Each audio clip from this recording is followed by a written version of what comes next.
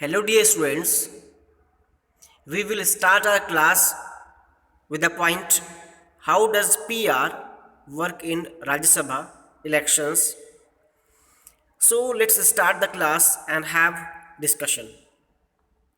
As we know that every state and two union territories, those are Delhi and Pondicherry, represent themselves in the upper house, or that is called Rajya Sabha in India.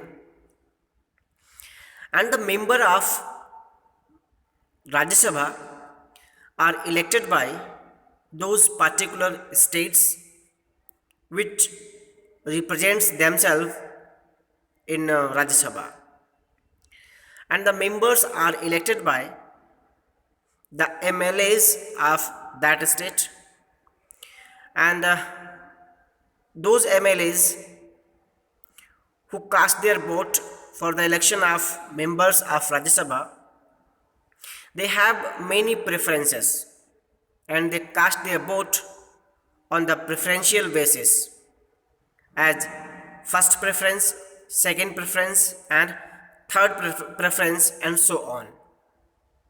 So there is a formula for the winner to be declared winner. What is that? That is formula total votes pulled upon total number of candidates to be elected plus 1 and whole plus 1. This is the formula by which members are declared winners or losers. So you have to read this formula once again yourself and this context also, and if you have any doubt you can ask me. So next point is, why did India adopt the FPTP system? FPTP system means first past the post system. So answer of this question is not very difficult. We can easily guess why India opted this system. If you have carefully read the box explaining the Rajya Sabha elections, you would have noticed that it is a complicated system which may work in a small country but would be difficult to work in a subcontinental country like India.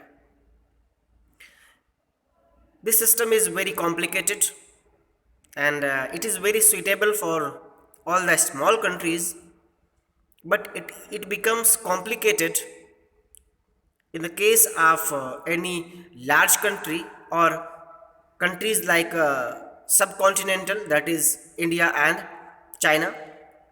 So if any country has large population, then it becomes complicated, and there are some reasons behind it why India opted this first past the post system. The entire election system is extremely simple to understand even for common voters who may have no specialized knowledge about politics and elections. Dear students, this system is very simple, and that is why in this system even the people who have no interest, have no knowledge, and are illiterate, they can uh, elect their candidates who can represent them in the Rajya Sabha. So it is very simple and easily understandable by the common people.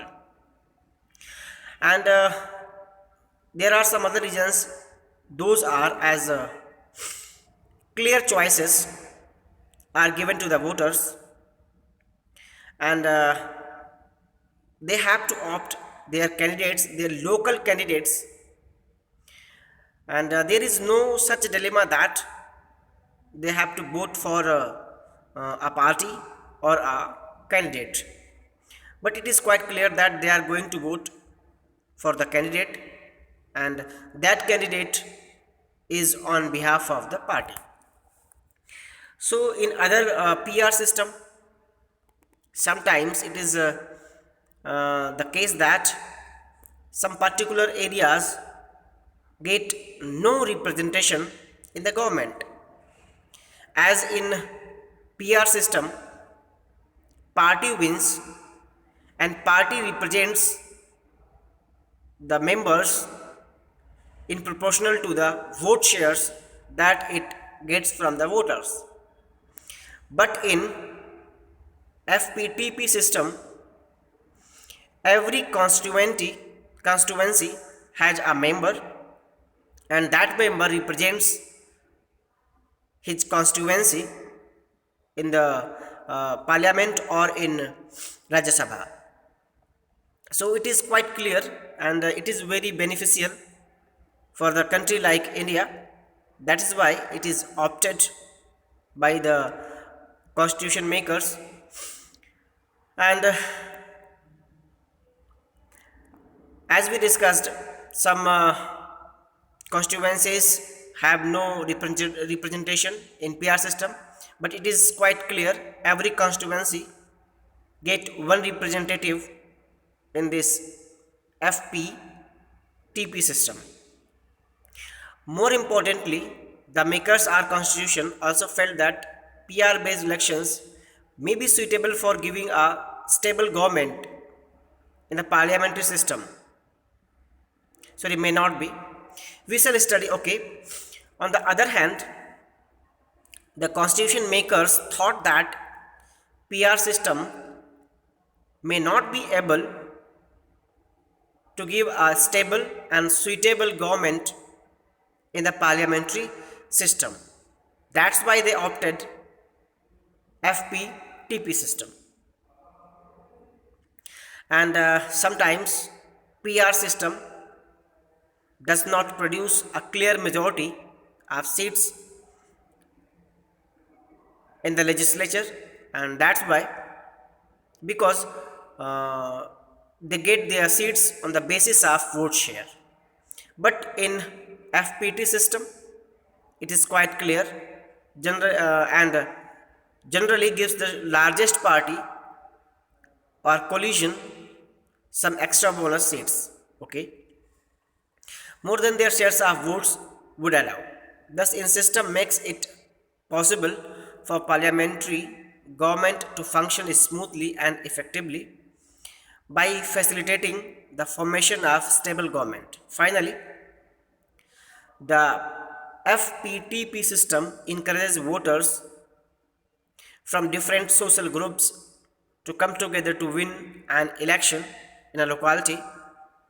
In a diverse country like India, the PR system would encourage each community to form its own nationwide party.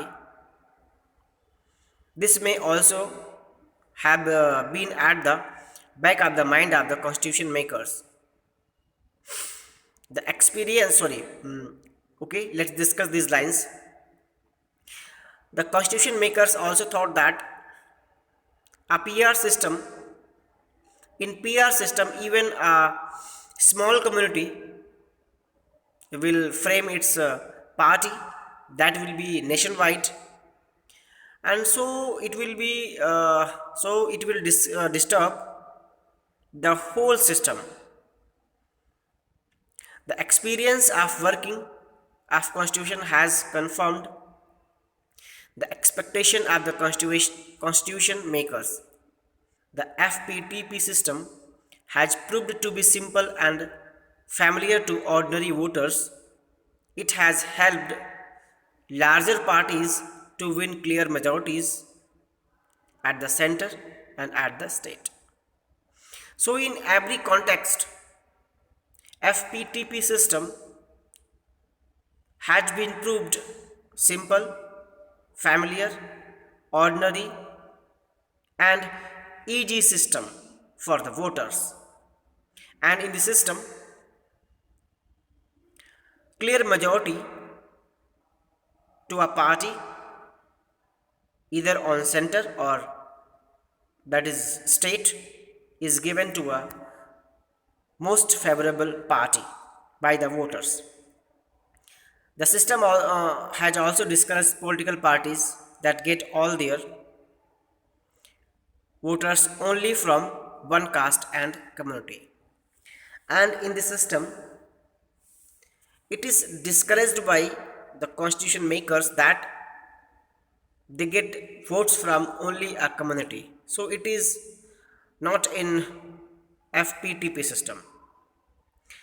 As normally the working of FPTP system results in two party system.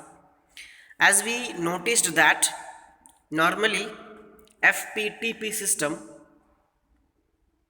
witnessed two party contest in elections, and those two parties alternatively share powers at the center as well as in the states, and in rare cases they uh, they have a triangular contest in elections.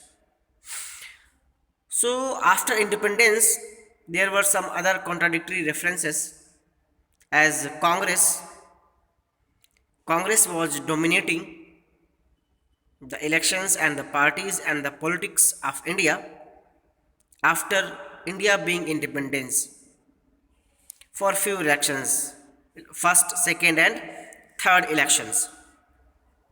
And after 1989, India is witnessing the functioning of multi-party coalitions.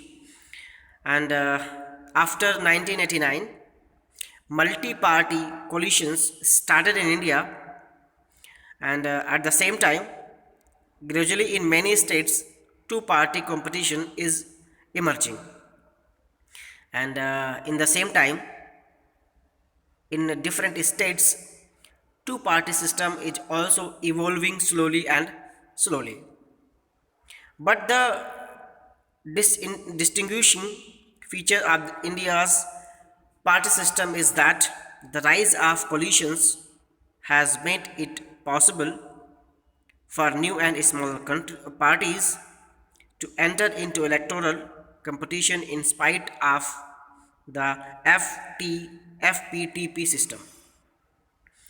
And it is quite encouraging feature in Indian politics that Indian politics made it easy for the new and smaller parties to enter into electoral system of India. So it is the special feature in the, elections in context of India. So dear students, today we will study this much, and in next class we will discuss reservation of constituencies. So thank you for watching this video.